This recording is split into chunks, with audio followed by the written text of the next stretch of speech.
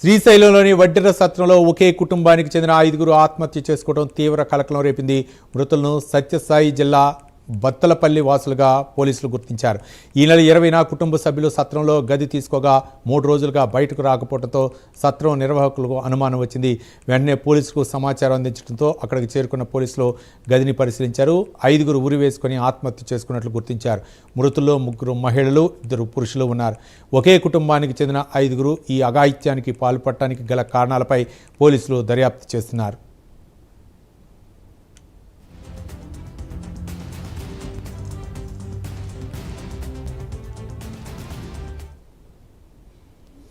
శ్రీశైలంలోని వడ్డెర సత్రంలో ఒకే కుటుంబానికి చెందిన 5గురు ఆత్మహత్య చేసుకోవడం తీవ్ర కలకలం రేపింది. మృతులను సత్యసాయి జిల్లా బత్తులపాలెం వాసులుగా పోలీసులు గుర్తించారు.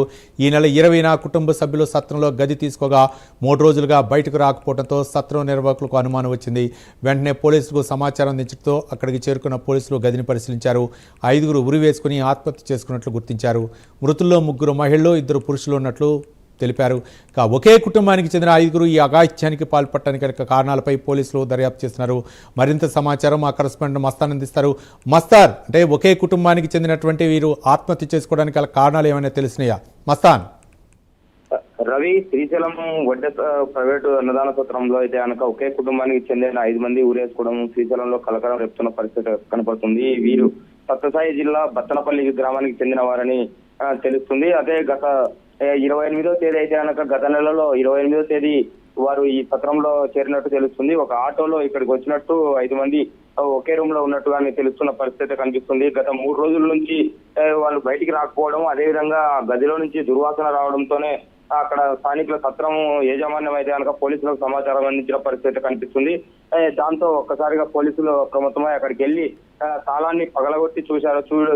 డోర్ ని విరగొట్టి చూడడం జరిగింది. దాంతో 5 మంది ఒకే కుటుంబానికి చెందిన వారు ఉరి వేసుకున్న విజువల్స్ అయితే వాళ్ళకి కనపడిన పరిస్థితి. దాంతో ఒక్కసారిగా శ్రీశైలంలో ఆందోళన ఏర్పడిన పరిస్థితి కనిపిస్తుంది. ఒకే కుటుంబంలో ఇంతరంగా 5 మంది ఒకసారి ఉరి వేసుకోవడం పట్ల పూర్తిగా పోలీసులు అయితే దర్యాప్తు అయితే చేపట్టారు. వీరికి ఆర్థిక ఇబ్బందులు కారణంగా తెలుస్తున్న పరిస్థితి ఉంది. అదేవిధంగా ఏదైతే కనుక మృతి వారు 3 ఆడవాళ్ళు 2 మగవాళ్ళుగా అయితే గుర్తించిన పరిస్థితి కనిపిస్తుంది. దీంట్లో ముఖ్యంగా చూసుకుంటే సుధాకర్ 36, అదేవిధంగా గోగుల ఆదిలక్ష్మి 50 సంవత్సరాలు, అదేవిధంగా మల్లేశ్వరి 45, అదేవిధంగా శ్రీదేవి 33, మణికంఠ 15 సంవత్సరాలు అయితే కనుక ఉన్న పరిస్థితి కనిపిస్తుంది. పూర్తి విచారణ అయితే పోలీసులు అయితే వేగవంతం చేసిన పరిస్థితి కనిపిస్తుంది. రవి, మస్తాన్, అంటే ఒక ఆర్థిక ఇబ్బందులు తాళలేక వాళ్ళు ఆత్మహత్య చేసుకున్నారు, లేకపోతే పథకం ప్రకారం ముందుగానే ఇక్కడ రూమ్ బుక్ చేసుకొని అంటే ఒకే సామాజిక వర్గానికి చెందినటువంటి 5గురు కుటుంబ సభ్యులు కూడా అదే సామాజిక వర్గానికి చెందినటువంటి సత్రాల్లో బస చేయడానికి ముఖ్యంగా ముందే ప్రణాళిక ప్రకారం వాళ్ళ యొక్క అఘాయిత్యానికి పాల్పడ్డారనుకోవచ్చా? మస్తాన్. పోలీసులు అయితే కనుక దీనిపైన అయితే దర్యాప్తు చేస్తున్నారు. రవి, ఏదైతే కనుక గత నెల 28వ తేదీ అంటే సుమారుగా నెల రోజుల నుంచి అయితే కనుక ఇక్కడే శ్రీశైలంలో వీరు ఉంటున్న పరిస్థితి కనిపిస్తుంది. సత్రంలోనే వడ్డ సత్రంలో ఉంటున్నారు. అదేవిధంగా అన్నదాన కార్యక్రమంలో కూడా వీళ్ళు పాల్గొంటున్న పరిస్థితి. ఏదైతే ఆర్థిక ఇబ్బందులు అని ఒక రకంగా చెప్తున్న పరిస్థితుల్లో అది ఏ విధంగా ఉన్నాయి అనేది పోలీసులు దర్యాప్తు చేపిస్తున్నారు. అదేవిధంగా డిఎస్పీ ప్రత్యేకంగా దృష్టి పెట్టిన పరిస్థితి కనిపిస్తుంది. అక్కడికి చేరుకొని అక్కడ పరిశీలిస్తున్న పరిస్థితి కనిపిస్తుంది. ఏదేమైనప్పటికీ 5 మంది ఒకేసారి ఉరి వేసుకోవడం, ఒకే కుటుంబానికి చెందిన వారు కావడం పూర్తిగా ఆవేదన వ్యక్తం చేస్తున్న పరిస్థితి ఇక్కడ కనిపిస్తుంది. అయితే మస్తాన్, ఆధ్యాత్మిక కేంద్రంలో ముఖ్యంగా అక్కడ దైవ సన్నిధిలో ఇలాంటి సత్రాల్లో ఇట్లాంటి ఘటన జరగటం మిగిలినటువంటి భక్తులు ఎలాంటి ఆందోళన కలిగిస్తుంది అనుకోవచ్చు? మస్తాన్.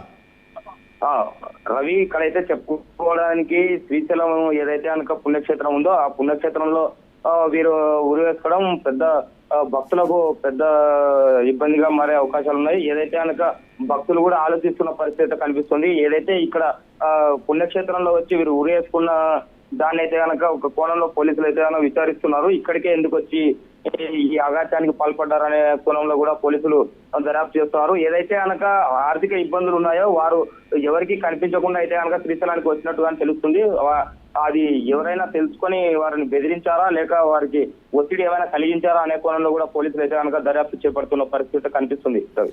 అయితే మస్తాన్ అంటే వివిధ సామాజిక వర్గాల పేరుతో అయితే మాత్రం ధర్మసత్రాలు ఉంటాయి నేపథ్యంలో అంటే నిర్వాహకుల విషయంలో కూడా అంటే ఒక్క రోజు కనుక వాళ్ళు తాళాలు హ్యాండ్ ఓవర్ చేయకపోయినా లేకపోతే 2 రోజులు తలుపులు తీయకపోయినా సరే అంటే అధికారుల యొక్క పర్యవేక్షణ ఏ విధంగా అక్కడ ఉందనుకోవచ్చు మస్తాన్? రవి ప్రస్తుతానికైతే కనుక మనము ఈ గత నెల నుంచి 28వ తేదీ నుంచి అయితే కనుక అక్కడ ఉన్న పరిస్థితి కనిపిస్తుంది.